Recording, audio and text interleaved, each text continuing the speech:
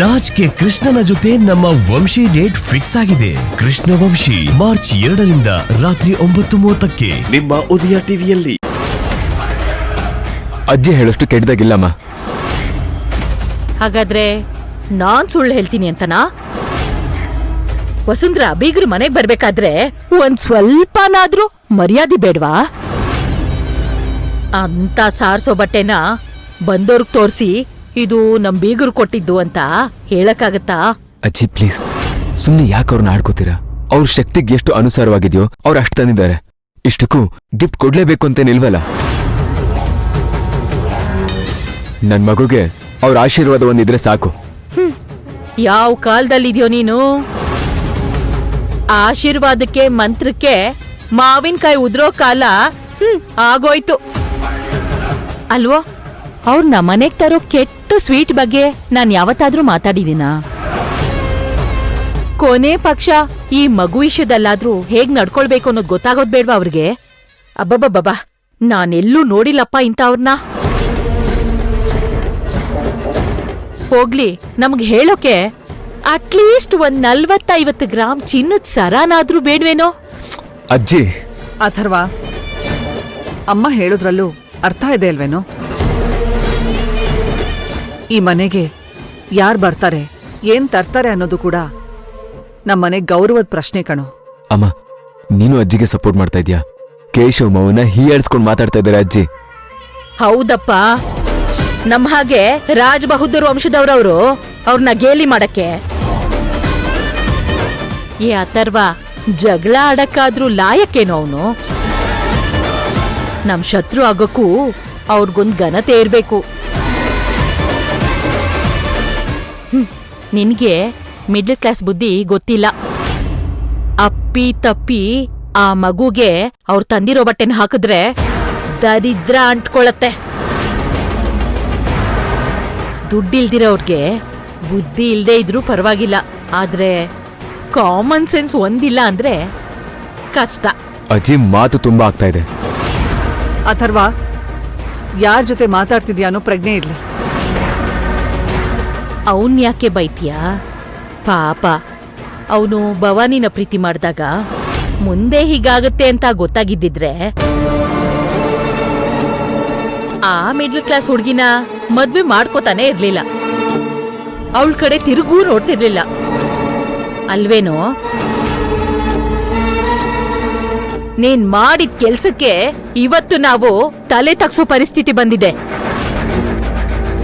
ಇವತ್ತು ಕೇಶವನ್ನ ಬೈತಿಲ್ಲ ಕಣೋ, ಆದ್ರೆ ಆ ಬಡತನದ ವಾಸನೆ ನಮ್ಮನೆ ಸುತ್ತ ಸುತ್ತುತ್ತಿದೆಯಲ್ವಾ, ಇದು ನಿನ್ ಮಗಳ ಜೀವನಕ್ಕೆ ಮಾರಕ ಅಂತ ಎಚ್ಚರಿಸ್ತಾ ಇದ್ದೀನಿ. ನಾಳೆ ಯಾವ ಕನಿಕರನೂ ನಿನ್ನ ಕಾಪಾಡಲ್ಲ ಕಣೋ. ದುಡ್ಡು ಮಾತ್ರ ಮನುಷ್ಯನ ಕಾಪಾಡೋದು.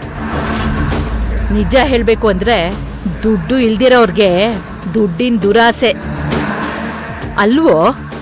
ಇಷ್ಟು ಓದಿರೋ ನೀನು ಭವಾನಿ ಮುಖದಲ್ಲಿ ಕಾಣಿಸಿರೋ ಅಂದ ಅವಳ ಬೆನ್ನಿಂದ ಇರೋ ದರಿದ್ರ ಯಾಕೋ ಕಾಣಿಸ್ಲಿಲ್ಲ ನಿಂಗೆ?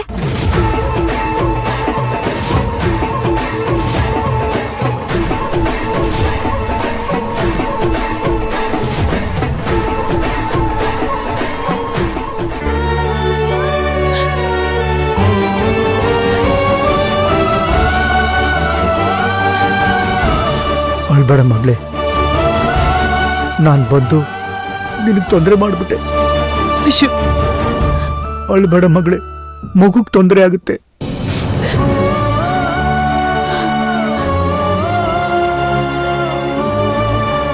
ನಾನಿನ್ ಬರ್ತೀನಮ್ಮ. ಯಾಕೆ? ಯಾಕೆ ಅಂದ್ರೆ ಇನ್ನು ಏನಾಗ್ಬೇಕು ಅಂತ ನಾನು ಇಲ್ಲಿರ್ಬೇಕು. ಅವ್ರು ನಿಮ್ ಹತ್ರ ಸಾರಿ ಕೇಳೋ ತನಕ ನಾನ್ ನಿಮ್ಮನ್ನ ಹೋಗೋದಕ್ ಬಿಡಲ್ಲ ಅಪ್ಪ. ಓಹೋ, ಇಷ್ಟೊತ್ತು ಆಗಿದ್ದ ಅವಾಂತರ ನಿಂಗೆ ಸಾಕಾಗ್ಲಿಲ್ಲಮ್ಮ? ನೀನ್ಯಾಕೆ ಅಜ್ಜಿಗೆ ಎದುರು ಮಾತಾಡ್ದೆ? ಇದ್ ಎಲ್ಲಾನು ನೀವ್ ಹೇಳ್ಕೊಟ್ಟಿರೋ ಪಾಠ. ಇದನ್ನ ಬದಲಾಯಿಸಕ್ಕೆ ಯಾರಿಗೂ ಆಗಲ್ಲ. ಇದಕ್ಕೆ ಬಿಗ್ರೆ ನಾನ್ ಮನೆ ಒಳಗೆ ಬರೋಕೆ ಹಿಂಜರಿತಾ ಇದ್ದದ್ದು. ಛೇ, ನಾನ್ ಮನೆ ಒಳಗೆ ಬರ್ಲೇಬಾರ್ದಾಗಿತ್ತು. ನನ್ನಿಂದ ಈ ಮನೆ ನೆಮ್ಮದಿನೇ ಹಾಳಾಗೋಯ್ತು. ಮನೆ ಹಿರಿಯರ ಮನ್ಸನ್ನ ನೋಯಿಸ್ಬಿಟ್ಟೆ ನಾನು. ಬೀಗ್ರೆ ನೊಂದ್ಕೋಬೇಡಿ, ದಯವಿಟ್ಟು ಬೇಜಾರು ಮಾಡ್ಕೋಬೇಡಿ. ಈ ರೀತಿಯೆಲ್ಲ ಆಗೋದು ನಮ್ಮ ಮನೆಯಲ್ಲಿ ಸರ್ವೇ ಸಾಮಾನ್ಯ. ಆದ್ರೆ ಈಗ ಅದಕ್ಕೆ ನಾನೇ ಕಾರಣ ಅಲ್ವಾ? ಇಲ್ಲಪ್ಪ, ಇದ್ರಲ್ಲಿ ನಿಮ್ದು ಯಾವ ತಪ್ಪು ಇಲ್ಲ. ಇಷ್ಟೆಲ್ಲ ಆಗೋದಕ್ಕೆ ನಾನ್ ಮಾಡಿದ ತಪ್ಪೇ ಕಾರಣ. ನನ್ ಯೋಗ್ಯತೆ ಮೀರಿ ಆಸೆ ಪಟ್ಟಿದ್ದಕ್ಕೆ ಇವಾಗ ಪಶ್ಚಾತ್ತಾಪ ಪಡೋ ಹಾಗಾಯ್ತು. ಅಪ್ಪ, ದಯವಿಟ್ಟು ನನ್ನ ಕ್ಷಮಿಸ್ಬಿಡಪ್ಪ. ಸಾರಿ ಅಪ್ಪ. ಅಯ್ಯೋ, ಅಳ್ಬಾರ್ದಮ್ಮ, ನೀನ್ ಅಳ್ಬಾರ್ದು. ಹೊಟ್ಟೆ ತುಂಬಿದ್ರು ಇನ್ನೊಂದು ತುತ್ತಮ್ಮ, ಇನ್ನೊಂದು ತುತ್ತು ಅಂತ ಹೊಟ್ಟೆ ಬಿರಿಯೋವರೆಗೂ ತಿನ್ನಿಸ್ತಿದ್ದೆ. ಅಂತವ್ರಿಗೆ ಒಂದ್ ಲೋಟ ನೀರು ಕುಡಿಯಕ್ ಆಗ್ದಲ್ಲಿರೋ ಹಾಗೆ ಮಾಡ್ಬಿಟ್ಟಲ್ಲಪ್ಪ. ಹಗಲು ರಾತ್ರಿ ನನ್ ಮಕ್ಳನ್ನ ಒಳ್ಳೆ ಮನೆಗ್ ಸೇರಿಸ್ಬೇಕು ಅನ್ಕೊಂಡು ತವ್ಕ, ಭಯ, ಆತಂಕ, ಆತುರ ಎಲ್ಲ ಇದ್ದಿದ್ ನಿಮ್ಮನ್ನ ಮಕ್ಕಳಾಗಿ ನಾವ್ ಯಾಕಪ್ಪ ನಂಬಲಿಲ್ಲ?